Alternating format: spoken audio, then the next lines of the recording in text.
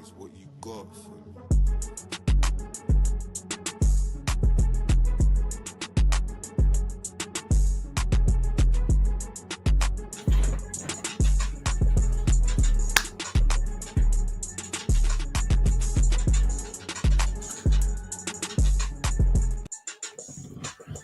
Durag Diaries, yo, what's good, people? Welcome back to the channel. Welcome back to Savva and Jords.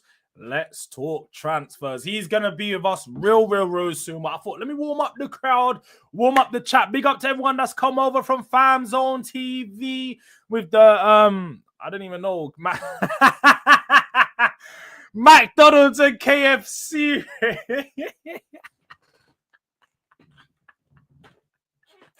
Hey, big up to everyone that came over from Fam Zone TV. Naturally, as you know it is, that's the broskies, them every single time. Make sure you're supporting on them and make sure you're supporting Catch on his new journey into the catch up with SB new channel settings. Make sure, hey, we are real close to man's goal, you know. Real close to the goal of 3K, big 3.0, you know. So we're like 99 away. So I need you, man, to share this up. Let's find some new subscribers. Yeah, we're finding all new subscribers. That's why we're turning to subscriber only mode now. Yeah, we're not letting no guys that aren't delinquents, no guys that aren't descendants. They're not coming into our chats no more, trying to interrupt the flow and them things. Right now, we're on a road, we're on a journey, real close to 3K. So until we hit 3K, we're subscriber mode only. So you need to share this with the people then so they know, come over here and find out things. You know what I mean? Also, we are now streaming on Twitch as well. So if you want to go head up to the Twitch, Durag Diaries, watch it over there, or people are watching on Twitch. Wherever you're watching from, big up to the people, them inside. But hey, don't know if people have been watching the news, keeping your eyes out on things, but I don't know what is happening with this Morgan Gibbs White deal. I don't know. Right now, this is what I've been seeing. And a man are telling me, oh, maybe this is fake. This is old. This is, I don't know, innit? I don't know what's going on. But I'm seeing this. This is a video from training today, supposedly, from Andy NNFC. Morgan Gibbs White looks happy and relaxed, and he's even singing.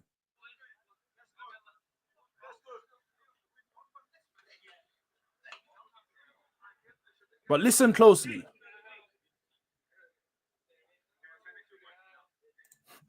Let me play that back just a second ago. Can you hear it? If you listen closely, you'll get why I played. Listen real closely. Listen real closely.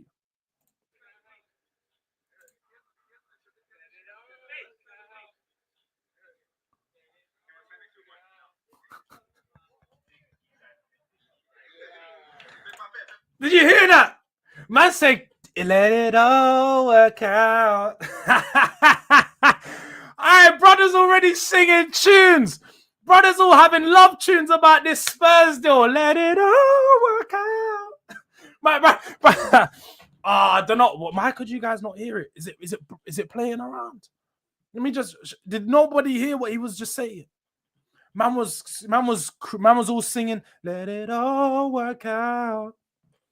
And it all. Brothers weren't waiting for this move to work out. The worst thing is right at the end of it. Man said tick tock, tick tock, tick tock. man done the man done this one. Man done this one. I know you guys remember this. Vive Mbappe! Tick tock, tick tock, tick tock. Hala Madrid. Brothers doing the tick tock, bro. Man's waiting for this deal to happen. My bad if it was low, though. I don't know why it's all low. I don't know why things aren't playing properly. But it's fine. It's fine. You guys get what I mean. But we definitely twerked a little bit. Might have been shaken bum violently. A little cool piece for this player. Even though I didn't want him. I was just happy Spurs got 2 deals done in 2 days. But hey, clearly, it was all too good to be true. It was all too good to be true, bruv. It was all too good to be true because at this moment in time, the deal looks like it may be delayed or off. It may be delayed or off. And look who has come in here himself to say, you've got Morgan Gibbs-White yet? Have you got your money yet? Have you signed a replacement for Elanga yet? Concentrate, Wolfie. You've got bigger problems to fry. I saw you begging it off in Fabrizio Romano's replies regarding Richard Rios and Forest. And Forest. No, Forest aren't interested in Richard Rios, or nor is Richard Rios interested in you. I'm pretty sure I see the other day he just rejected Dynamo Zagreb. Yeah, he don't want to go over there, and he don't want to go to you. So let's have something right. Well, do you know what? I'm even going to get the tweet up. Let's get the tweet up, Wolfie, because people are going to think I'm like, should we get the tweet up? Yeah, let's get the tweet up, Wolf. Let's get the tweet up, Wolf, to show how much you've been catting for players. No. Oh, and Forest, but you're all begging for players in replies now. Oh, let's see. Let me go on Forest Fan TV replies. Let's see. Because it's rather funny. It's rather funny. Rather funny how, he's trying to clown me about signings. But clearly he's not. Concentration levels are very low. Very low. Look, as we can read in this report, Zenit St. Petersburg sent official bid for Richard Rios today worth 30 million euros. Player has rejected the proposal. Rios said yes to AS Roma. No agreement between Roma and Palmeiras. Yet as offer is 24 million euros plus add-ons. Brazilian club want 30. Benfica also approached the camp. And Forest, can I have some more? Can I have some more, please? You're like fucking Oliver Twist, bruv. Calling you fucking Forest Twist. That's what you man should be called. Can I have some more, please? He doesn't want to go to your club. He doesn't want to go to your club, Wolfie, bro. Nobody cares about Nottingham Forest. You guys are now trying to get... I've seen... Oh, who's our top target? Oh, I've seen it. Your top target is now Jacob Ramsey. It's now Jacob Ramsey. A player who... Do you know what? I don't even want to clown... I don't want to clown Ramsey. I actually like Ramsey. So I'm not going to clown Ramsey, I'm not going to do that. I wanted to for a second. And I thought, let me roll it back a second, innit? Let me roll it back a second, but let's be honest about where Forest... Like, we spoke about this post of the season. Forest targets, Tottenham targets are two different things. We take your players. You feed off of our dead players. Yeah? You feed off of our dead players. So, I don't know. Like, and you're saying show your tweet. I showed them the tweet that you showed. That he was in training, apparently. And he's singing... And it all work out. Let it all work out. Tick tock, tick tock, tick tock. That's what he's singing. That's what he's singing, bro. And you know what, Andy Kaelin, I'm sorry that you had to get smoked. This is all because of your boy Wolfie. Because I actually fuck with you, bro. You're a real one. You're a real supporter of Never a Foul, real supporter of the man them, come in the chats every now and then. But I'm sorry to say, Wolfie is bringing your club down. Wolfie's making your club get into conversations it shouldn't be. Wolfie's making you, man, turn up to Mayfair knowing you're going to get rejected. But he just wants to feel like he's with the other man. That's what Wolfie's doing. Whereas Wolfie knows that your budget is better off in Watford Prison or something like that. You, man, go to fucking Kingston or something, bruv. Go to Southend. That's where your budget relies. But man, they want to all be in Mayfair. It's just... I can't help. It's not my fault, man. Blame Wolfie. But big up Jords. But really, fam, you can't cuss my team down when your starting lineup is nearly half ex-Forest players. You're a feeder club. It's not the stunt that you think it is. It's not the stunt that you think it is. You feed my team because you're a feeder club. Know yourself. Know yourself. And Wolfie, I'll let you know. You can do the caps lock thing all you want in the chat. We don't care. We don't care. I don't care what you got to say. He wants to leave. He's singing songs about leaving because it's all going to work out. It's all going to work out. Salute to my like Elijah. Salute to Jords and everyone in chat. Good afternoon to Jords and everyone. Good up to Christopher Warburton. We have a super chat in the building. Before we get to the super chat, though, the special guest is here. Man, like Savva, how are you doing, bro? I'm good. Apologies. Don't ever have a puppy. They are a pain in the arse. Thank you for having me. How are you? Yeah, I'm good. I'm good, man. Just we were just discussing, having a bit of laugh at Wolfie because Wolfie comes in the chat asking that we got the Morgan Gibbs White deal over the line, and I just reminded him that I don't think Nottingham Forest got any deals over the line because they're struggling to even sell players on their project. That's the thing. I know you've done shows with Wolfie plenty this time, and especially the show that we done on 12th Man. We've done this, been doing this for a few months. He's been very confident about competing for players, right? But I've not seen them make any big moves. Do you know what? You know what makes me laugh about it is all season when we were having talks with Wolfie in those shows and were saying that these bigger players you'll have will leave. We were told they absolutely won't. Yeah. We were told that this won't be a one-off and this is brilliant and they're a bigger club than Spurs, and yet one of their better players now suddenly wants to leave to join Tottenham. I think they're hurting, Jords. I think they're hurting. I think Forest are hurting. What? He's not for sale. I'll have a day off. He's got a release clause. Of course he's for sale, but let them hurt. And Wolfie, look at it. He's shameless. Look at him. 6th best player. Have a laugh. He's just been nominated for the PFA Player of the Year. You know what's funny about this as well? When Wolfie was on a show and it was on his own channel, because yes, Wolfie, I do watch you every now and then. He was with all the Forest fans. And they were naming the best players they had. All the other guys are arguing that Morgan Gibbs White's obviously 1 or 2. Wolfie's trying to argue that he's below the goalkeeper Matt Sells, he's below Milinkovic Savic, and he's below Murillo. So he said 4th the other day, but now he's saying 6th. So like you can see it's pivoting on a daily basis. Copium. That's what this is. What I like about it is suddenly now these Forest fans that are calling him a snake, right? It's suddenly he can't pass. His passing's all outrageous. He can't score. Like he can't shoot. He tries too many flicks and tricks. He's like, hang on, what's going on? Suddenly he's crap. But oh man, it's just gonna rumble on, isn't it? It's just gonna rumble on. It's going to ramble on until we actually get some concrete news regarding what is happening with this deal. Before we get into any of that, because there is some stuff that we do need to look at. I've got some tweets and so on. Big up to Forest, and this is a great point. Big up to Bainesy. Forest turnover 190 million a year. Spurs is 600.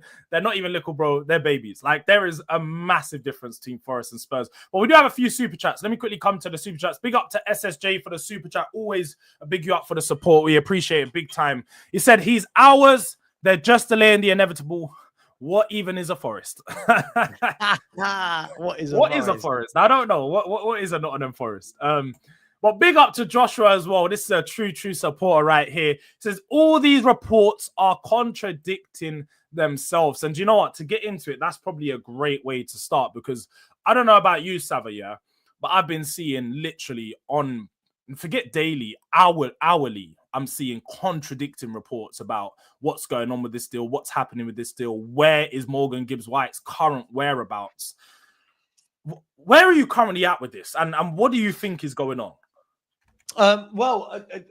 Sky Sports have been running a story that apparently we do know what's going on now. So apparently all the news this morning that came out that he's not at training is false. He is at training today. And the breaking news in the last sort of half an hour has been that Morgan Gibbs White is not for sale, quoted by somebody at Nottingham Forest. Rob Dorset of Sky Sports actually came out. Here you go. I'll read. This is what Rob Dorset of Sky Sports has said. He said 2 things. So the first thing was that Nottingham Forest are adamant that Morgan Gibbs White is going nowhere, but have not yet complained to the Premier League about Tottenham. I love that. It's like they're not told off on us yet. Yeah. Said Forest have tried for over a year to open new contract talks with Gibbs White with a big pay rise and a removal of the buyout clause, but he's refused. And on the flip side, he said this. Sorry, this is important information. He said both Forest and Gibbs White have legal rights. Yeah. Forest have the right for confidential contract info not to be released to rival clubs, but Gibbs White has a contracted right to leave Forest if 60 million comes in. If Gibbs White really wants to go to Tottenham, he may have to explore those legal rights. Oh, it's going to get messy, Jords. It's going to get legal messy. It's one of those deals now where it's going to get to a case of where I think it could potentially go to an independent, because we know sometimes with these things, the Premier League doesn't tend to work out in the right way, or the Premier League might take too long. So it could go to an independent board to assess. But looking at this, I think where this is all going to fall, which we knew was going to happen eventually, is it's with Morgan Gibbs-White. If Gibbs-White wants to leave bad enough, he's going to have to put in a transfer request to make it very clear to Nottingham Forest, I want out of the club. I want to move on. You cannot keep me, because like I said there, they've got a contractual agreement that states if a certain fee is reached, they have to let him go. Also, you're not going to want an unhappy player around the club, around the training, especially one with such an influence like him, because he's a player who a lot of their team gravitate towards. He'd obviously be a part of their leadership group and so on. So he's someone who's highly respected at the club. So I don't know whether I can see him pushing for the move that much where he's actually going to, hand in a transfer request. But at the same time, do you think that he's going to be willing to stay and accept another year of mediocrity? Well, it's a good point. Look, you've got two ways of looking at this, right? The player won't sign a new contract. That tells you half the story, right? He don't want to be there for the long term. So, all right, let's assume we're out of it. The deal's off. Spurs aren't in it. Fine. All right, we'll go somewhere else. That's fine. We can do this, right? Now they've got an unhappy player, but also they've got a player that everyone knows his release clause. Yeah. So everyone knows his release clause. So what, the next club comes in and goes, there's your 60 million? Now, apparently so, though, Savva. Apparently the release clause is only active between the 1st and 15th of July. And that's where their biggest problem is that Spurs have got the deal done so quick because they knew that the release clause would be in. So they knew that usually they know Spurs usually take ages to negotiate. Just like we did. Kudus was pretty quick, but usually it's around a few weeks. But they knew Spurs had to get done that window. So Spurs sped it up because they knew essentially by today that there is no deal happening. It can't happen after today unless you guys negotiate for the fees. So look, I think the interesting thing is I'd like to see that confirmed. I mean, Wolfie's the one that's been peddling that. I'm not sure how much I believe anything that comes out of Wolfie's mouth, but I do love him. The interesting thing for me is, even if there is, okay, let's remove that as well. Remove Spurs, remove the release clause. You've now got a player that's got what? Has he got 2 years left on his contract? Yeah. If I'm not wrong, that clearly doesn't want to be there. Do you get the best out of him? How are the fans going to react to him? How will his teammates react to him? Will all be forgiven? Is he still going to be a snake? I just can't wrap my head around how Forest are adamant he's not for sale when he's got a release clause. That's not how business works. That's not how it works. So, look, I'm not. Listen, if we don't get him, I'll be frustrated. But there'll be other players, right? So we'll see what happens. We'll see. Yeah. No, and to be fair, talking about his deal, this is a report that I did see earlier. That was shared from Hotspur related from Tom Barkley, but it says Nottingham Forest have been attempting to get Morgan Gibbs-White to sign a new contract for the last year, which would remove or increase his release clause. So they're pretty much trying to do what happened with Elise and Crystal Palace, where the release clause was triggered. It was too low, so Elise accepted that he would stay there for another year and leave at a higher fee, but he's going to be put on higher wages or so on. But the problem is the player is not interested in a new deal and's keyed on a transfer. He's already agreed a transfer to a bigger club. So I think with Morgan Gibbs-White, the situation is a bit tougher than that of what Elise's was, because Morgan Gibbs-White actually wants to leave right now. I don't think Gibbs-White can afford to stay at Nottingham Forest for another year or two, or even sign a new contract, because that's probably going to push away any suitors. Because if Spurs don't sign him now, we're not going to need his... Yeah, all good. If Spurs sign him now, Spurs aren't going to need him next year. Spurs will move on to another target right now. Spurs will go and get a Xavi Simons. We'll go get someone who can play in the 8 or the 10. As opposed to if he does stay there for another year and then he risks this Tottenham deal, Tottenham could fall apart. And then next season, he sat around waiting for suitors, waiting for people to put bids in because he spoke to teams saying they're going to put bids in. But nobody actually goes out there and puts the bid in. Nobody actually goes out there and wants him that bad. And it's a harsh reality for a lot of players because a lot of players don't realize that you're only wanted for the moment. You're good for now. But unless you're a top one-of-a-kind centre-back or striker, or you're one-of-a-kind in your position, nobody's waiting a year for you to join. Yes, Real Madrid waited a year and wouldn't sign anybody because it was Trent. We're seeing today news regarding Konate, and I can't even lie. This might be the funniest news I heard. I don't know if you heard this, Savva. Yeah, I was going through today. I was seeing reports, but about how Real Madrid, pretty much, I could say a similar situation. We've been seeing regarding Konate, and they've basically said, "Look, we're going to send you 20 or 25 mil. Accept it or don't, and he's going to come to us next year." Do you think Spurs could be in a position where we do that to our team, or do you think that's only Real Madrid that have that type of? It's fun for them to say that to the current Premier League champions is crazy. Like, it's madness. Right, Real Madrid do what Real Madrid want to do. I don't quite think we're not as out there as those clubs, are we? We don't try these audacious moves. No, we'll leave that to Real Madrid. We can't even get Morgan Gibbs-White over the line when he's got a release clause. So no, I think that's just going to be for Real Madrid.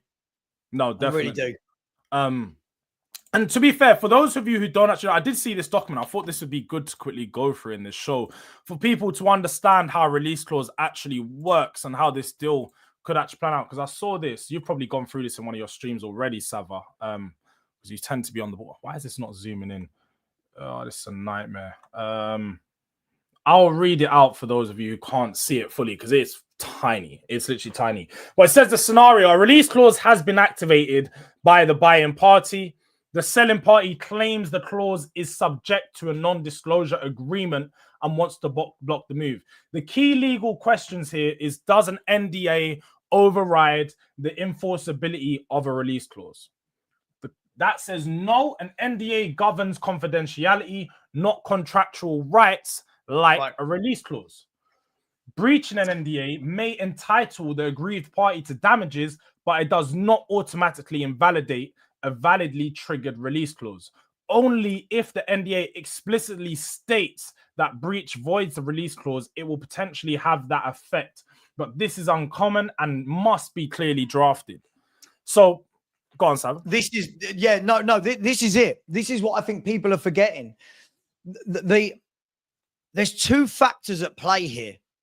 Whether Spurs knew about the NDA information is in this bucket over here, right? But the contractual agreement for Morgan Gibbs-White to be able to leave if the contractual release clause is here is in this bucket over here. So you're right. It's going to be more about damages more than anything. That's why I believe that Forest are probably playing this from an angle of maybe saying to Spurs, right, well, we deserve damages of, I don't know, 5 million. And then it's down to Spurs whether they want to go, all right, we'll give you 65 instead of 60. Because otherwise, what I keep asking everyone this, Jords, and sorry to repeat myself, what's the end game for Forest here? What is it that what are you trying to achieve? You've got a player that doesn't want to be there. I think most of us fans would agree. If I've got a player, any Spurs player that is doing right now what Morgan Gibbs-White has agreed terms and wants a medical somewhere else, see you later. I don't want you at Tottenham now. See you later. No hard feelings. You want to move on your career. So what is it that what are Forest trying to win here? Is it just that they want to win a legal battle and get a little bit of extra money? So I think the two things have to be treated very differently here. And that's exactly it. You asked a great question there. What is the angle? And I'd love to know from Forest fans, because when I look at this, I'm like, Marinakis has just had probably a great week. I'd think on his side of things, I would have thought it'd been a very successful week. Yeah. They've been promoted to the Europa League. They've sold Elanga. They sold Morgan Gibbs-White, and they brought in £115 million for two of their best players. Yeah. A lot of money that could definitely be used. And some may argue you can reinvest that and get better players. Because Morgan Gibbs-White and Elanga aren't the best of the best. They're not the creme de la creme. There's players out there in football that are very similar to those that can give you a very similar quality for probably a cheaper price. Just need to get down to scouting. So I would argue that Nottingham Forest had a great week up until then. And now they're just sitting here and they're like trying to figure out what's happening with this Morgan Gibbs White deal. But again, just to read a bit further here, it does say that the question is, can the selling party block the move due to a suspected NDA breach? It says they're not by default. To block the move, the seller must show the NDA makes confidentiality condition precedent to the clause being valid.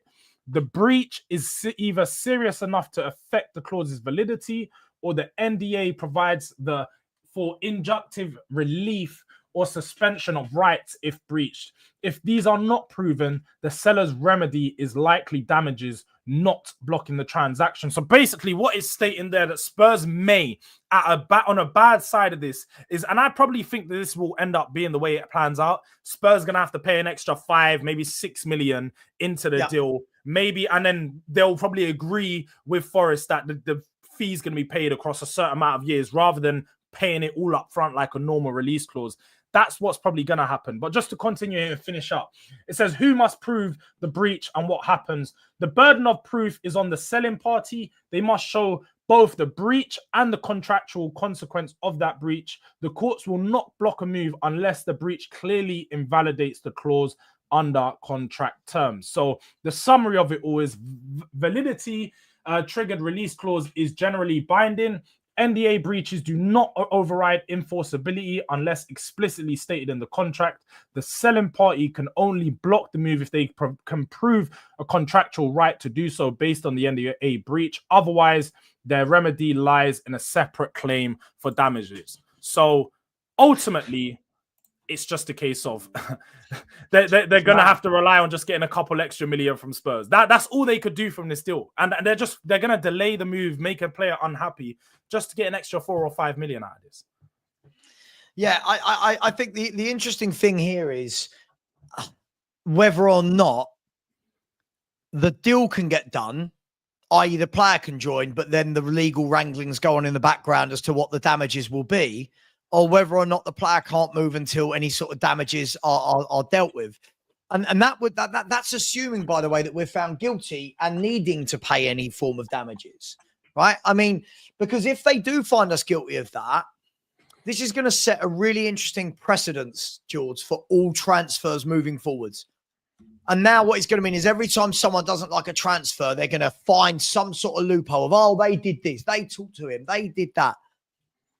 For me, I think that this is going to need for Morgan Gibbs White to go into Forest and go, I don't want to go down the legal route, but you are breaking your contractual obligations with me that I'm allowed to leave for Tottenham Hotspur.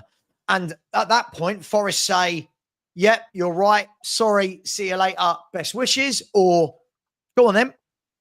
Go on, get your legal team involved. And now we've got a saga that could drag on and on and on and on. And I don't know, man. All I've said is, Jords, I just want this sorted by the time we go to South Korea. Yeah. Right? Just want to have Morgan Gibbs White on the plane. Yeah. Yeah. I want him there. And that's what we all thought we were getting last week. We all thought we were, oh my God, Kudus and Gibbs White are going to be on the plane. It's going to get boring, but I'm sure there's going to be more and more drip-fed information that, as YouTubers, we will of course pounce on and we're going to pounce on every single time. Yeah. Every single day. Make sure you guys are subscribing, showing your support. Football Heritage TV, name is in the title and in the description. Live, Savva's live twice a day, every day, but if not twice or 3 times a day, people. So you literally can't miss 2 lives in one video. 2 lives in one video. That's the formula.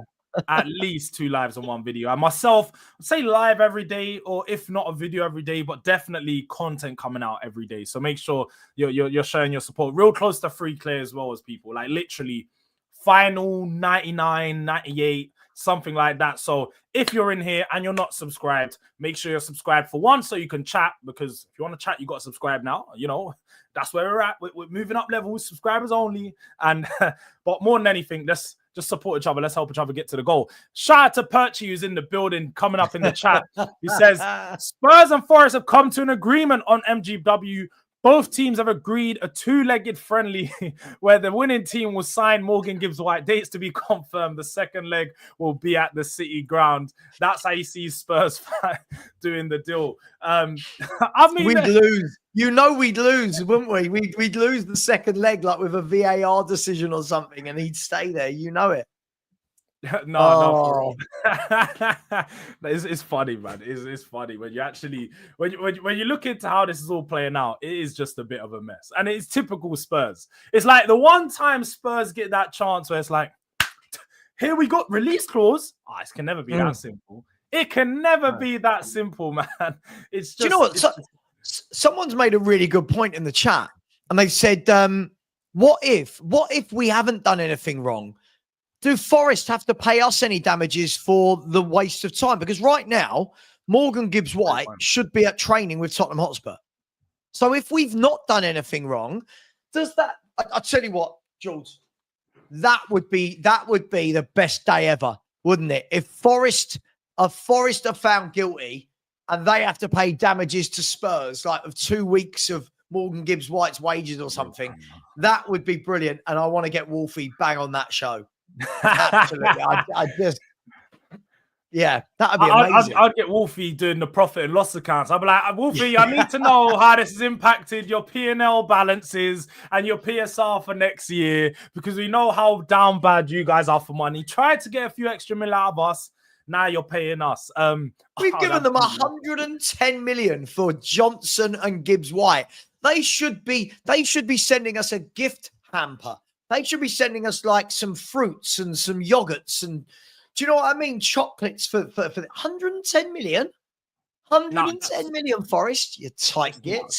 That's exactly how I feel. Like 110 million for those two players. Like two players that aren't not massively impressive. I think both of those players would be good players for our team, but neither of them are standouts in the Premier League. So we're throwing money at you for your.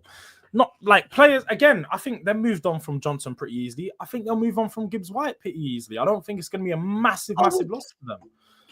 I want to make sure that I don't work for Spurs, by the way, when I say this. I want to make sure. But surely right now, Spurs are a big enough and professional enough club that they've got an alternative. Yeah? I reckon... Don't shoot me down, Jords. I reckon if this doesn't come off, I reckon it will be Jacob Ramsey of Villa. I'd suppose so. I'm not saying I would go for that. I'm not saying I don't mind Ramsey, by the way, but I think that link has been there with them for a long time. Villa with PSR, Forest today. Mike McGrath released the story that Forest are making him their number one target. I can see if Gibbs-White goes off, I can see within 2-3 days. Ramsey being a Spurs player, just Mystic Savva. No, I'd hear that because I know obviously we've been interested in him since last year. So last year he was a target of Spurs. We wanted him to come in and play that number 8 role. But then again, this year I saw reports, like I said, before the PSR and before they sold their women's team, it was reports that players like Jacob Ramsey, who would be pure profit and academy player, was going to be the first of those to go out, which probably still will be one of those players first to go out this year. And he's going to be costing at least nearly just over half of what Morgan Gibbs-White, 35 to 40 minutes. I don't think Spurs will bat an eyelid to get that deal done. But there was a good question here in the chat from Anton Pollard. Shout out to Anton, man.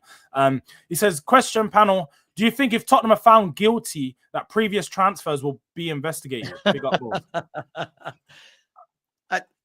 Dude, as I said, I think if the Premier, it is the Premier League, not the FA, right?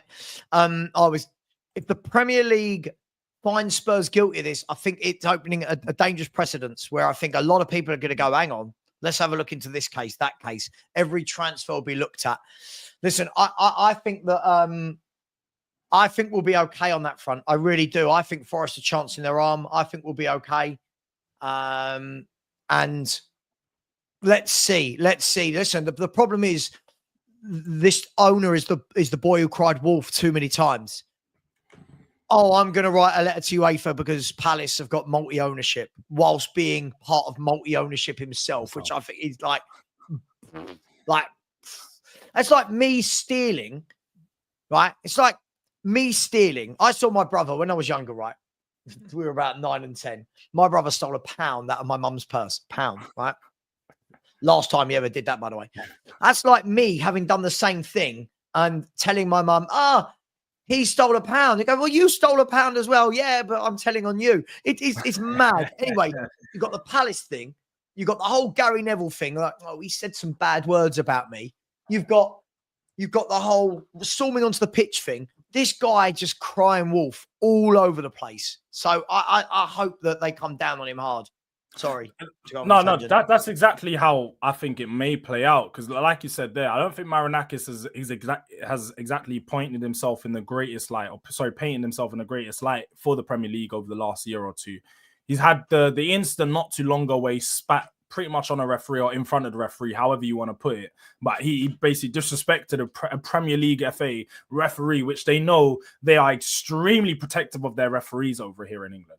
So he's had that. He had the thing where he come down and was on the pitch just a few months ago as well. It's like he's had these time and time again. He's had run-ins with the FA and the Premier League. I can't see them now looking at this and be like, yeah, we're going to do a favor for Nottingham Forest here.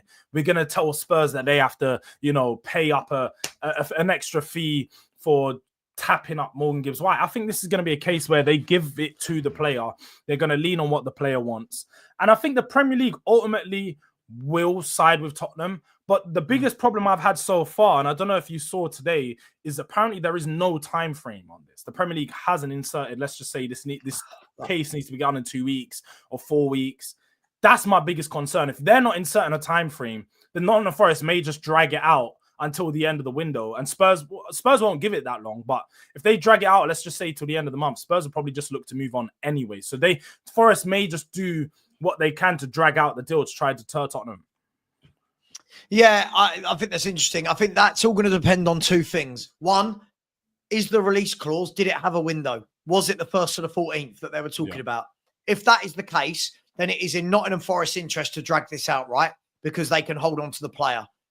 If that wasn't correct, the 1st to the 14th, and the release clause is still in play, what does any of this matter? Because anyone can now rock up and just go, there you go, release clause paid. So I think it all depends.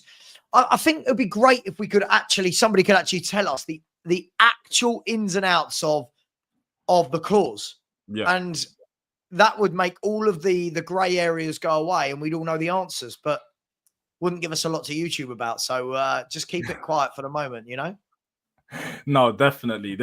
I think that something needs to happen here. We need to find out some more information. We need some more breaking news. Spurs have agreed this or something, which needs something to happen, because it's just like it's all up in the air.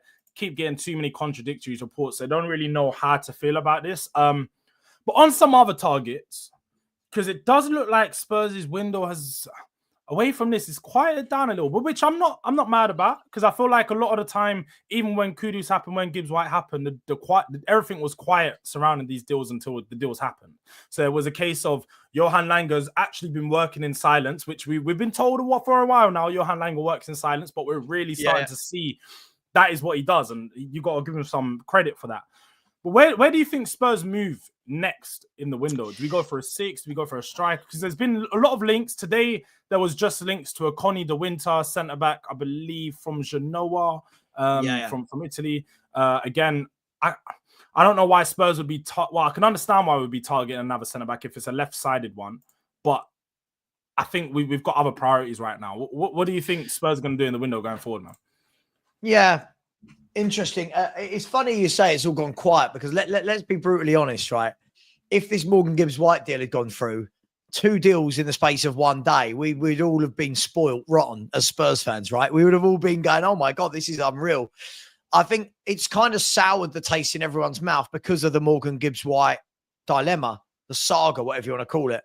But I hope this doesn't derail our window, and we should surely be carrying on with our business in the background. Now, the one thing that I think Johan Lang has shoved down all of our throats is absolutely what you just said, Jords.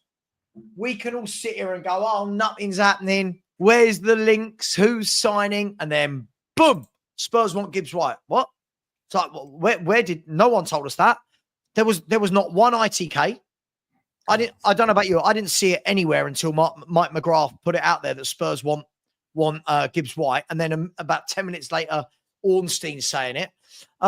So I think we're going to see that similar pattern throughout this window, Jords. I think we'll probably get 3 more in. And I think what we will be doing is they will just be announced randomly. I think we might hear about them leading up to it, like maybe 2 or 3 days before. But I don't think we're going to find that, like the whole Arsenal thing, wanting Gyökeres and everyone knowing for forever. I don't think we're going to be in that scenario, which maybe it's not as fun. Maybe it's not as fun for transfer news and gossips. But if they're bringing in good players, I don't care. If it's announced like that, I don't care as long as they're bringing in good players. Problem with that is the flip side. If they do that and it's somebody that none of the fan base wants, everyone's gonna lose their mind, aren't they? Everyone's gonna go, "What, him? Oh." So, why him? And we know how it gets. But no, I'm with you there. I think for me, we've had so many, if I'm talking the last 10 or 15 years, so many players with agreed fees for deals that just never went through, or things we've heard about talks with players for years that just never go ahead. We've been speaking, we've been interested, been inquiring. I've been tired of all of that. I've been tired of the transfer windows where Spurs are interested in everyone. When like, I'm a big fan of Paratici, but when we had Paratici, it was like we were linked to every and any Serie A player. And anyone out of Serie A that's in a position that Spurs need, Spurs are linked with him, Spurs are linked to him, Spurs are linked to him. And it just got a bit draining as a Spurs fan, because I'm having to, like you, we're heavily invested in Tottenham. So we're going to research on, if we haven't seen a player, we're going to research on the player. And you're doing research. And now I'm researching about all these fucking players that by the end of the window, 90% of them didn't come to Spurs. So all of them, I've just done all this research on players that I don't need to know anything about, because most of them become nothing, or some of them become good. So it's good on that side of things. But I'm so very calm in this space that Spurs are announcing deals, or we only hear about a player when Spurs are actually really serious about a deal and we're actually moving towards making a deal happen. So I'm very calm at the moment. Like I remember when we first started the show a few weeks ago, we were both very calm, because it was like, if we get to, let's just say where we are now, 15th to the 21st of July, and there's no big signing in, then we were like, yeah, now we're going to start to worry, because we've got friendlies coming up. We've got the pre-season tour coming up, and we haven't signed anyone. Now we're in a position where we've got our biggest player and we've got our marquee signing, which is great. I think getting our marquee signing early, as opposed to when we signed Dominic Solanke last year, which was about August 10th or 12th, like around this time last in August, that was just a mess. Bringing him in, having to kick off a game in that same week. We've got Kudus in, nice and early, perfect. That's why I'm happy. It's a great start. But then now we need to just ensure that we're kicking off these deals in a quick manner, that we get them in some, again, before the season starts. I think the Super Cup is now an even bigger game because of what we saw happen to Chelsea. It's now even, let's be real, we've got that realistic side of Chelsea just handled PSG. And it wasn't just, they didn't just beat them. They absolutely obliterated them, and they deserved the win. They played better than them. They opened them up. They had the better chances. Even at 3-0, Chelsea had better chances to score than them. So I'm now looking at that game and I'm like, okay, we can beat this PSG team. But only if we're serious about beating this PSG team, and if we set up and we have some players in that can do that. I think Morgan Gibbs-White and Kudus would be 2 very important players in that, because of the ball carrying ability. That's what I feel like what helped Chelsea win. And putting those ball into the open space, I think Frank is going to need some of that pacing behind to play into those wide and open areas. So ultimately, I say all this to say that I think Spurs are doing some good business, but in our next moves, I think it needs to be still before the end of the month. And if we can't sit around and wait on this Morgan Gibbs-White stuff, I think we need to start focusing on bringing in either another midfielder, whether that be, obviously we've seen the links to Wharton, Douglas Luiz and João Paulinha for that potential number 6 role. But I think that midfielder is key. What do you think about those 3 players that we've been interested in? Yeah, just quickly before on to that, I think the key thing you mentioned there is before the end of the month. I just think what we can't do is... what we don't want to be doing is going away for the pre-season tour, which is what Bayern Munich, Arsenal and Newcastle. Yeah. And having no other new signings other than Kudus. So then that means that the next game back is the Super Cup. So it means that literally no new signings will play other than Kudus until the season begins. So that for me isn't the greatest preparation. So I think we need that. Paulinha, Luiz and Wharton, right?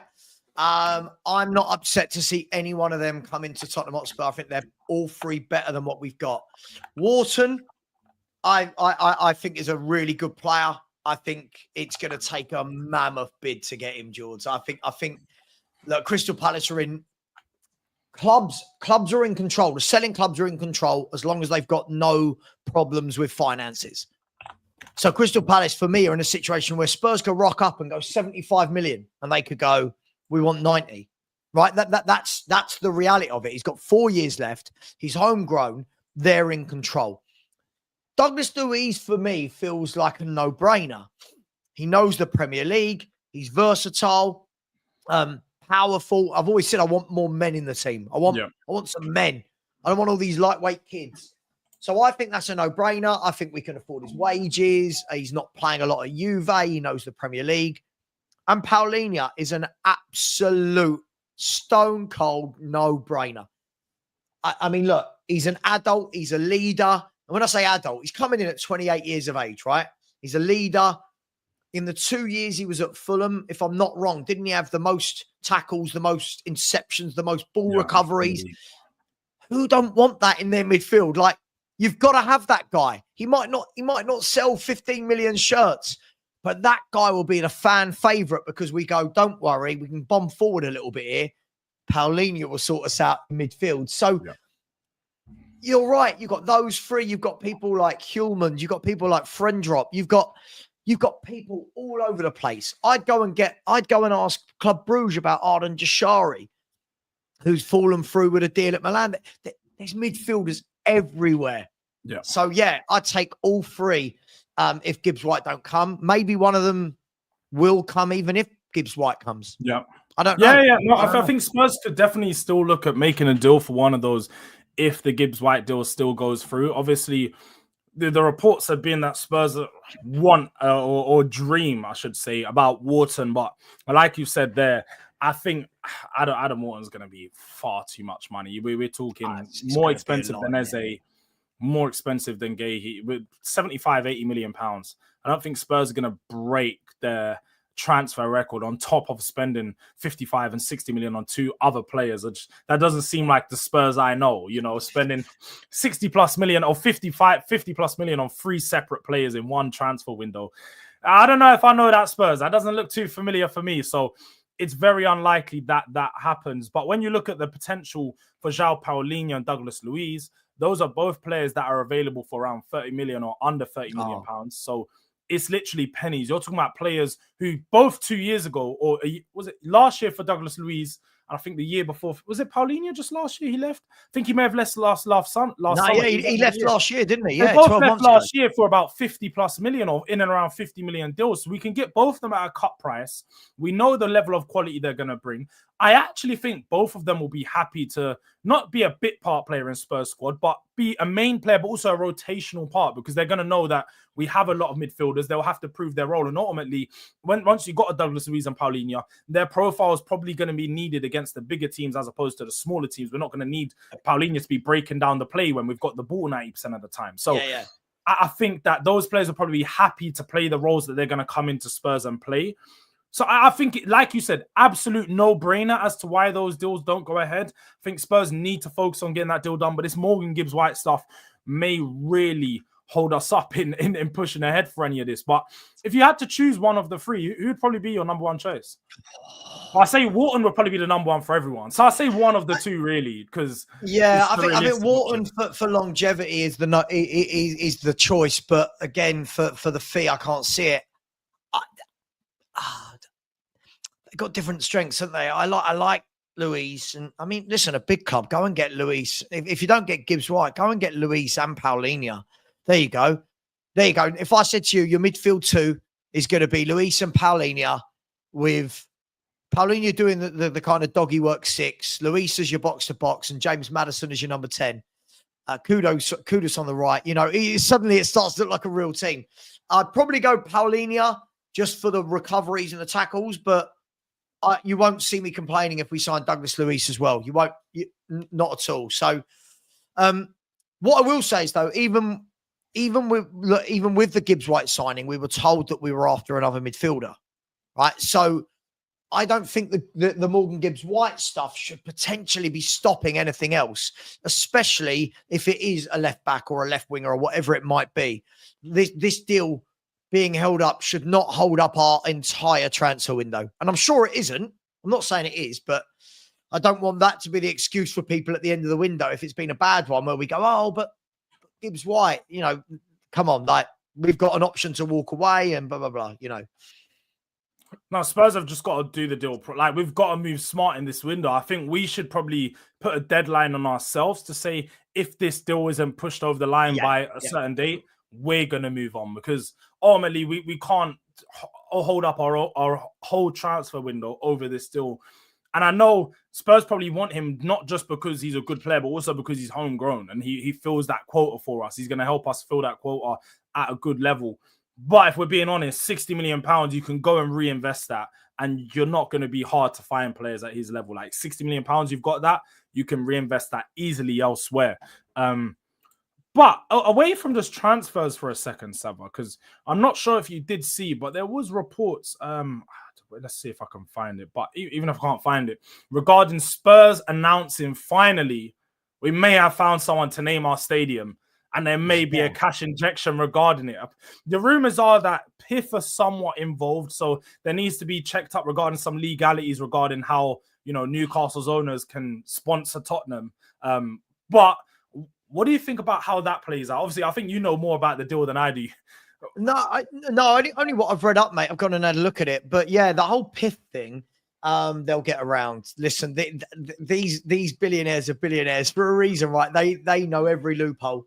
Yeah, it was the interesting bit was the Aramco, right? Who are what the biggest oil company in the world. Yeah. And all I was thinking was the other day, I was saying this to my wife actually. She didn't give a shit what I was saying, but I said to her, it will be in, her family are all Chelsea, by the way. So, but yeah, it's always fun seeing the brother-in-law and the dad. But the interesting thing is, all of the Spurs fans that have complained about, well, Chelsea have only won because of oil money. It would be really interesting to see how much we care if we're buying players with oil money. Look, if it is Aramco, they are the fourth biggest company in the world via revenue and the biggest oil company in the world.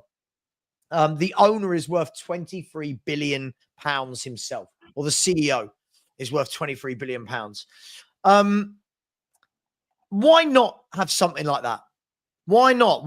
Listen, if you can't beat them, join them. If this is the route that world football's going down, look at PSG. Obviously, it's different in Spain because of the way that Barcelona and Real Madrid are bankrolled. But look at PSG. Look at Man City. Look at Chelsea for years. You know, look at all these clubs. If you can't beat them, join them. And for me, I think it'll be interesting to see. We've heard that it's going to be it looks like the deal will get over the line definitely for naming rights on the stadium. Yes. Which I don't know what that will be, but I'm guessing 500, something like that million. I don't know, 300, 400 million. I don't know, something like that. But the next part of the conversation that Ben Jacobs was talking about was there's a possibility of buying a stake in the club for Aramco as well. If it is them, if it's not them, it's going to be. I think there's an American company involved as well. Blah blah blah blah blah blah. So it's going to be interesting to see how much comes in, what percentage is taken. If they buy 25% of the club, for example, are they going to own the 25% of the club where they're just going to chuck in money and buy players, or are they going to worry about concerts? Do you know what I mean? So I'm interested to see, but I think everyone wants a change now. And I don't think it's about let's just sit and slag off Levy for forever. But I think everyone's acknowledged, I think he's kind of got us there. We're in the position we can say thank you to getting us there to where these billionaires want to buy us. Can we move on now? So I'm interested to see. But if you've got all that going on, that would explain how we're going out and dropping £60 million on release clauses the day after signing Kudus for 55 million, because it's not Spurs behaviour, Jords. Yeah, for sure. It's definitely not Spurs behaviour, but like I said, I think the reports have been that it's going to be around a £300 million deal for this. But I would imagine I can't imagine that being a 10-year deal. I think Spurs will command more than 30 million a year. Or I think it is in and around that. I think Spurs wanted 25 to 30, 40 million a year for the stadium naming rights. So it'd be in and around 300 to 400 million pounds. But away from that, I do think that this could be a huge, huge benefit for Tottenham. And like you said, having just a bit of a refreshing change. I think all of us are ready to just see a change, not a big change of ownership like Levy and so on, but even if it's just a change of they're going to buy a stake. I think these rumors have been around for quite a while because apparently Amanda Staveley's been, in multiple meetings with Spurs trying to, broker a deal between Saudi and Tottenham for many, many months. I've been seeing this taken back to a year or two. I've heard she's involved. I've heard from a few people that she is.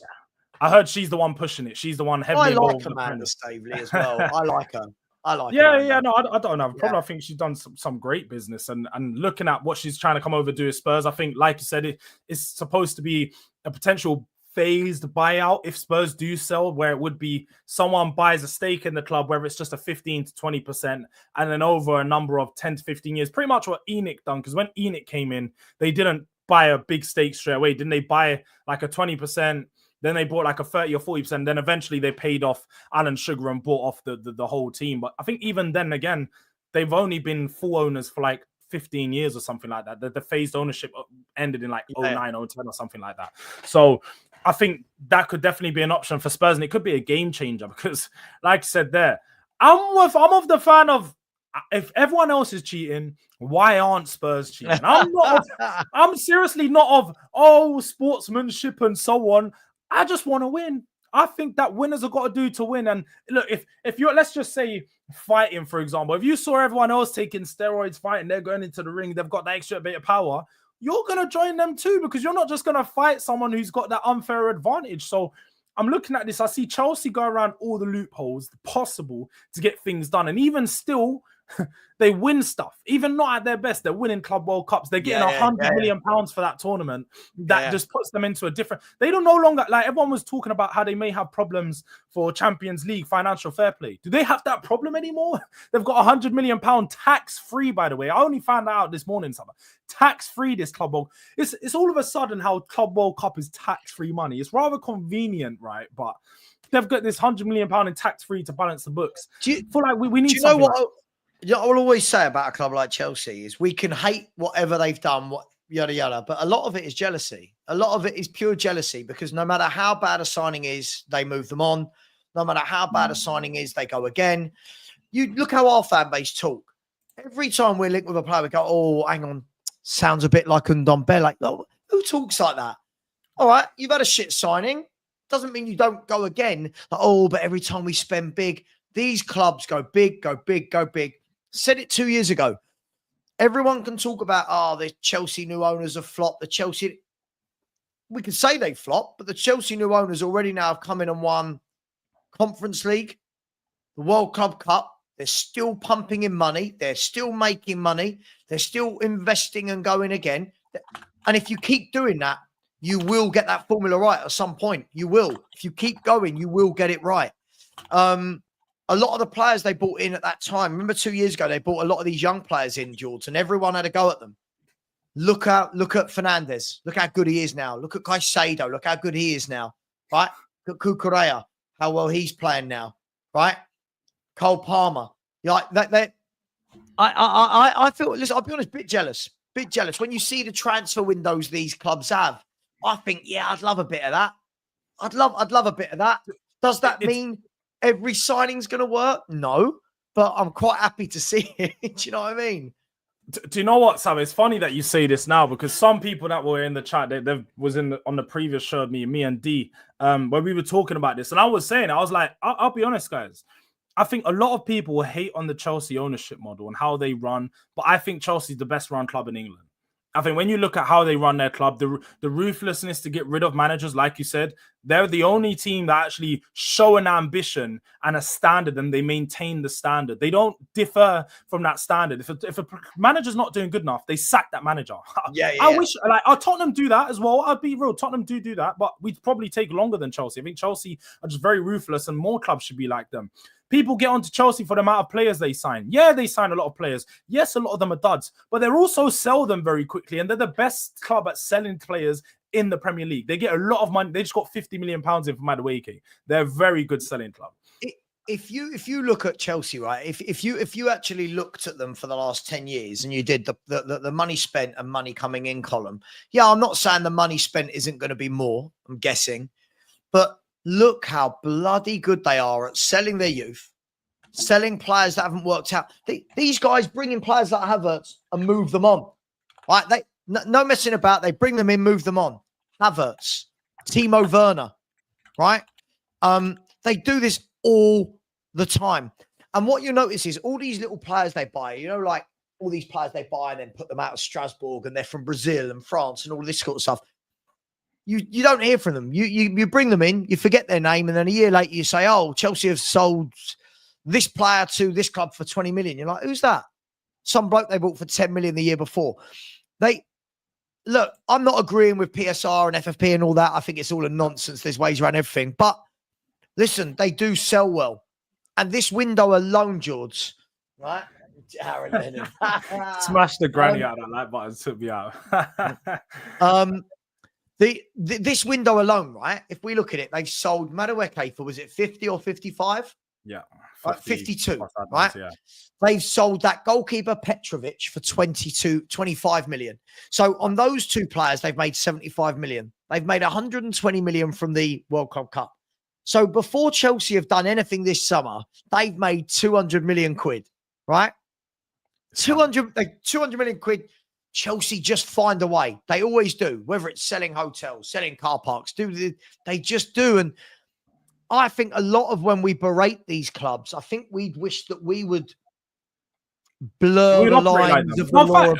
It's 100% that, Savva. A lot of people are just in the case that they're jealous that Spurs don't move. And I would actually go out there and say, I'm very much jealous that Spurs don't move like Chelsea sometimes. The fact that Chelsea, like that little adrenaline pump we all got, like that little dump from the two signings, the injection that we had from Kudus and MGW, it was like how Chelsea fans must feel all year long when they're getting a signing every other week. They're like, here we go. And they're just happy to have a here we go. Forget who the player is. I was just happy to have two here we goes in 2 days. They're just like, they're just doing their thing. They don't care anymore. Like they just don't care, Chelsea fans. They know they're going to make signings. They're never going to do what Spurs do. They're never going to have one of those windows where nothing happens. Like already I'm looking, right? Like last summer, right? I'm looking at Chelsea last summer. Last summer, Chelsea brought in 240 million in transfers. 240 million. They spent 280, but they spent they recouped 240 million.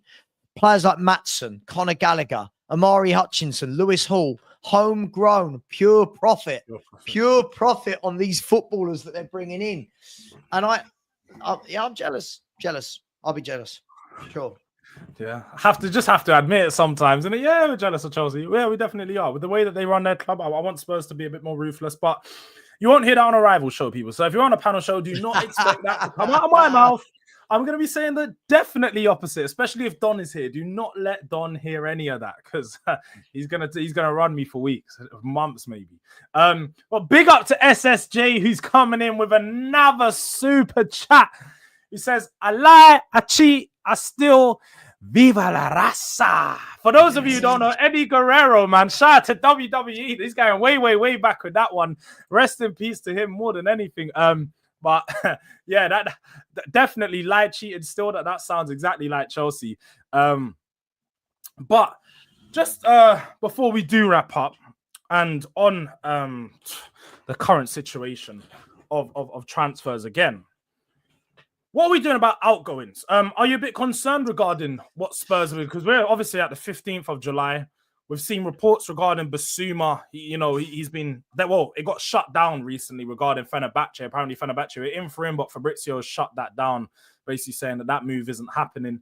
Richarlison's obviously another player who I'd say we could bring in some money and would be one of the first players we'd look to get out. But again, haven't seen too much interest in him. How do we go about our window selling these players? Because like I said, we need to get rid of players ultimately to open up those squad spaces and to balance the books a little bit. Hardest thing to do, sell players, isn't it? Because you've got to have buyers. Hardest thing to do. Look, yeah, you spelt it wrong, but listen, I've been called worse today, so don't worry about that. Look, where I worry is when I hear things, Jords, like we tried to sell Richie and Basuma, but both want to stay and fight for their place, and you're like, oh, somebody's got to go. Like, look, I think what will happen is I think the incomings will happen first, and then I think it will be towards the last month of the window will be more the outgoings. My worry always with the outgoings is we seem to be very good at loaning players out, very good at putting people on obligations, but never very good at outright selling them there and then, if that makes sense. Yeah. Like last year was, Højbjerg's gone, but they're going to pay us next year. It's an obligation to buy. Brian Hill's gone. Oh, it's a loan. It's a loan. And we're terrible at selling. We are terrible as a selling club. But I think it's going to be I trust Thomas Frank with this. I trust Thomas Frank will let the players know who he wants, who he doesn't. And you can only hope that the ones he's told that won't get as much game time will say, hang on, I want to leave.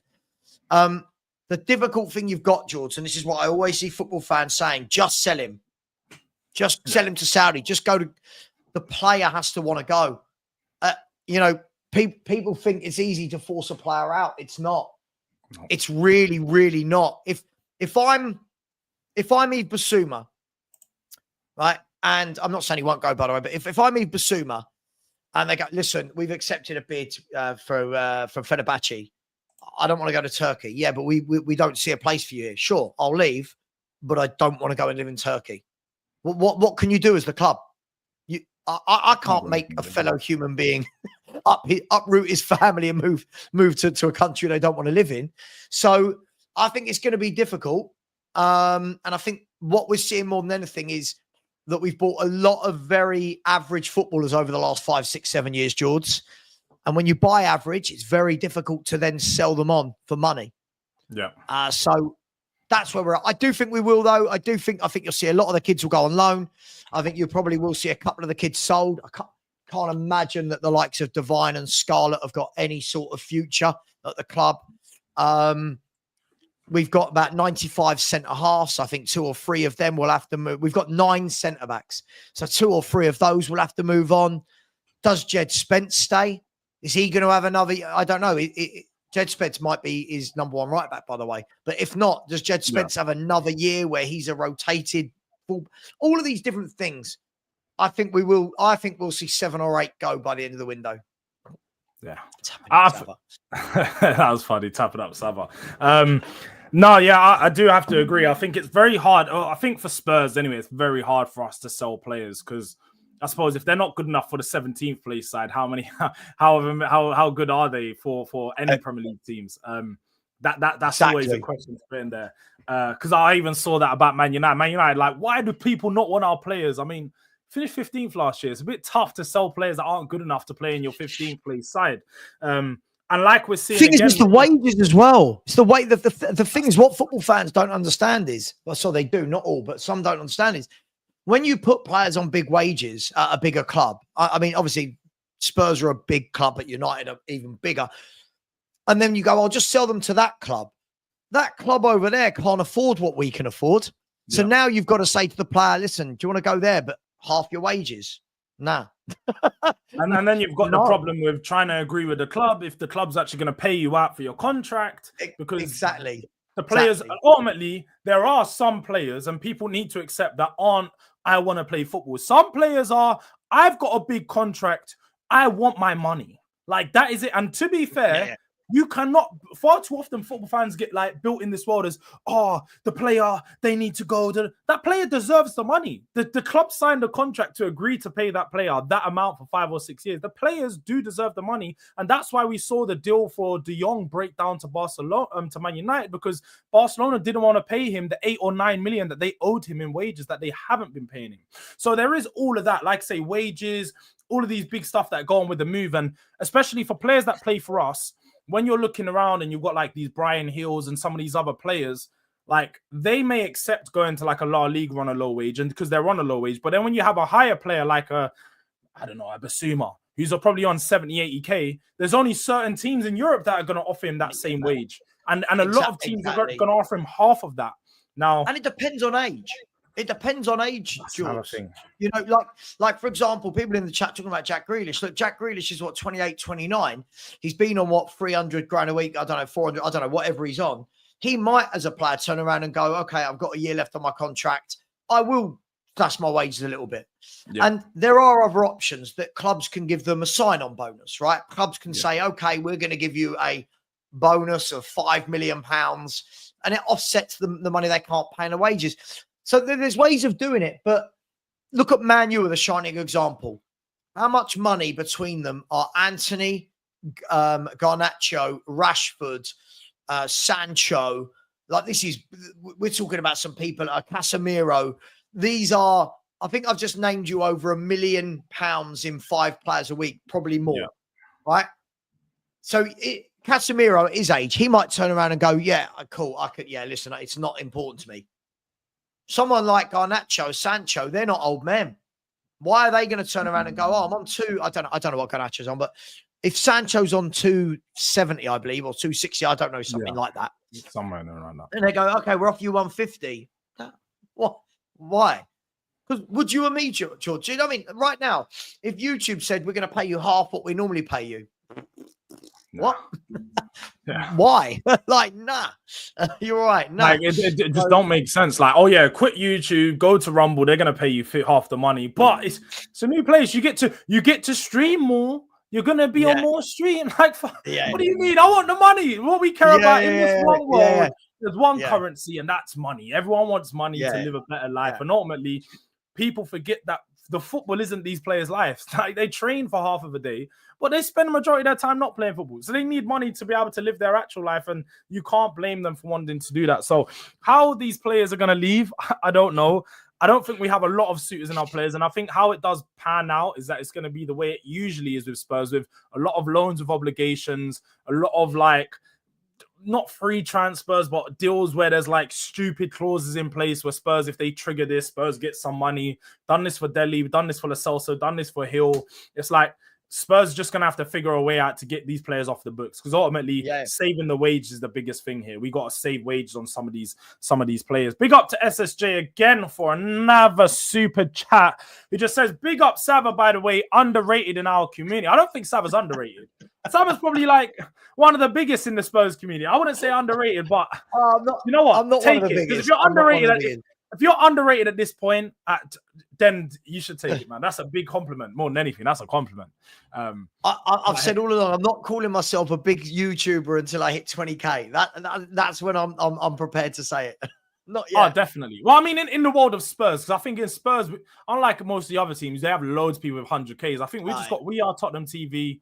You got George Achillia, you got Chris Cowell, and then there's like a few expressions, but there's not that many. There's not many people big platforms. So definitely up there, man. Definitely. But Savva, have you got anything coming up that the people need to look out for? Another stream later on today?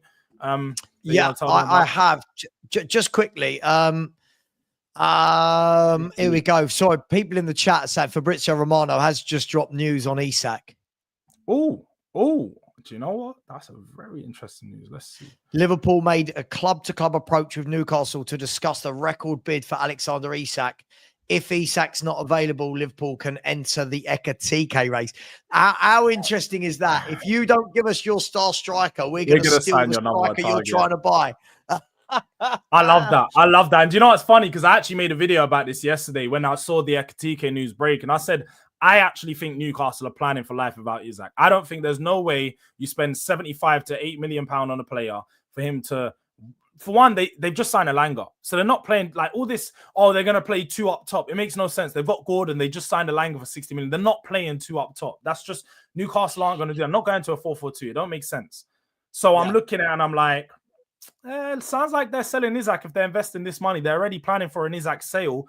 He may be on his way to Liverpool. And if Liverpool get Isak, Arsenal fans, forget about Gyökeres in the league, man. Just forget about like you had your fun. You had your fun for a couple of days. I don't think the rest of the league needs to see Isak at Liverpool, but Liverpool do need. I was just having this conversation with Aaron. Aaron talks Arsenal. Liverpool do need something. Obviously, rest in peace with Jota. What's happened there with Nunes going to Napoli? Luis Diaz wants out. It does leave them a little bit light, but if they get Isak, if they get Isak, then they do automatically jump into being my favourites. At the moment, I think City, but they jump into my favourites. If you've got Salah, Isak, Wirtz, I mean, like you've got to win the league. There's no. I'll be honest. Just having Salah and Isak means you win the league for me. Like you've got. I mean, that's 50 league goals minimum between the two, isn't it? Pretty much. And then add Wirtz into it, he's going to be doing it. Because I think what it brings to it is Wirtz takes away the creative element that Salah, or the creative burden that Salah had on him last year. Wirtz now has got the ability to create, and Salah can do what he done back in the day where he's running off the shoulders of defenders into the spaces and leaving Wirtz to play those passes. And then having Isak do that on the other, having to worry about both of them. And then obviously, we're seeing this stuff with Luis Diaz, but I think Diaz is probably going to stay. So Diaz on the left-hand side, as much as people may not like Diaz in front of goal, he's one of the most problematic wingers you can play in the Premier League with just his ability to take you on. So their front line is going to be interesting. By the way, Nick Football Club in the chat. Sorry, that is the conversation me and Nick were having. Sorry, bad grammar. Nick and I were having that conversation on my channel earlier. Yeah, Nick. I know. I do think it would be funny though. Almost. I think it would be funny if Newcastle don't sell Isak to Liverpool and then Liverpool go, oh, sod it, then we'll take Ekitike, because that for me is a different type of player to Isak. I like Ekitike. I think he's a good footballer, but at the moment, from what I've seen of him, a lot more of a hold-up player. Yeah, brilliant technical ability at holding the ball up. But is he the out-and-out goal scorer that Isak is? At Liverpool, it might be impossible not to be. Yeah, with Salah and Wirtz and Szoboszlai and all these boys setting you up. But this is going to be a fun one to watch from a neutral point of view. And if Newcastle do get a TK and keep Isak, I'm just jealous that both their strikers are better than our main striker. So I'm jealous again. So it is what it is.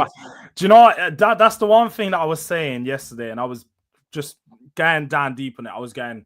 I think the biggest thing for Spurs in this window is to watch the moves that Newcastle and Chelsea are making, is because they're the teams to catch up to. We are way off Arsenal, Liverpool, and City, but Newcastle and Chelsea are the top 4 challengers for us, the Champions League spot challengers. So if we want to get back into the Champions League next year, we need to look at what they're doing and make sure that our team is in and around a similar level. So, hey, we may see Newcastle lose Isak with Ekitike. We may see them think, Ornstein just posted that it was a record bid, £120 million for Isak. Madness. And Liverpool, you see that 1 year where they spent no money, it seems like it was all worth it because they're going crazy this window, holding no prisoners. And they want everyone. They want everyone. But look, people, I'm sure me and Sam are probably now going to have to release some videos about this stuff, about how Isak to Liverpool means they're going to win the league. So make sure you look out for that stuff. Savva, what time you got live later again for them? Just quickly before I say that, by the way, it's breaking news as well that Frankfurt have just rejected Newcastle's €80 million bid due to payment terms. So this is going to be fun. I'm live at 8 p.m. I'm doing a Lee Gunner emergency style meeting at 8 p.m. So yeah. And by the way, Jords, anyone's welcome to join me. So you know how I roll. I always open up my doors to everyone. So no, definitely. I'm off. I'm going to be away on holiday after today, so I've got a couple days away. I don't know how often I'm going to be live. So people look out. I may be live once or twice this week between now and next Tuesday, but I'm going to be away. So this may be the last live, but look out for some videos. We'll keep some pre-records up. We'll keep some small. Just quickly, Ornstein has just said Liverpool make approach to sign Newcastle United's Alexander Isak. Liverpool say no formal bid, but plus well aware Newcastle's stance has always been not for sale, but they've communicated their interest in a deal worth £120 million. Yeah, I see this being 120 million fixed, and then probably like a 130 fixed with like a 20-30 million add-ons or something like that. That's what I could see. Yeah, why would Newcastle don't need to sell, right? Haven't they come out the other side of their PSR issues now? Yeah, they have. They've come out on the other side. It's going to be fun to watch. Very good position. It's going to be amazing to watch. But people, look, big up to everyone that's been inside. Still 264 people in the building. I can't even lie. This has been a very, very, very good show for numbers. Don't think we've had a show this big for a long time. So big up to everyone that's been inside. Clearly, you want to see more of this. And for those that I know it was questioned in the chat, me and Savva are going to keep these shows are going to keep going 1 p.m. every Tuesday. Next week will be on Savva's channel. So make sure you are subscribed to Football Heritage TV. It's in the title. It's in the description. 1 p.m. Tuesday. We will be back then. That might even be my next live, to be fair. But for now, make sure you are just liking on the video. We've got 138 likes, 12 away from the goal. We wanted to get 150 likes. Big up to KJ and the moderators for really pushing that out today, because you guys have done amazing in the chat. So big up to everyone in the chat. W's in the chat for that. And like last thing, we are real close to 3K. It would be amazing to, go away, wake up tomorrow on the plane in Barcelona. I'm like, shit, I'm on 3K.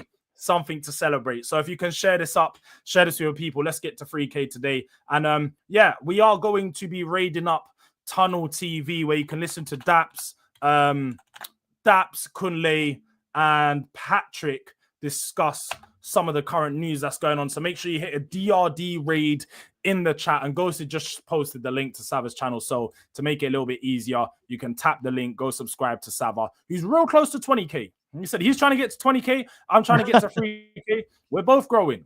So let's help us all reach our goals, and make sure you hit this DRD raid in the chat for Tunnel TV. Big up to everyone inside. Until next time, we are out.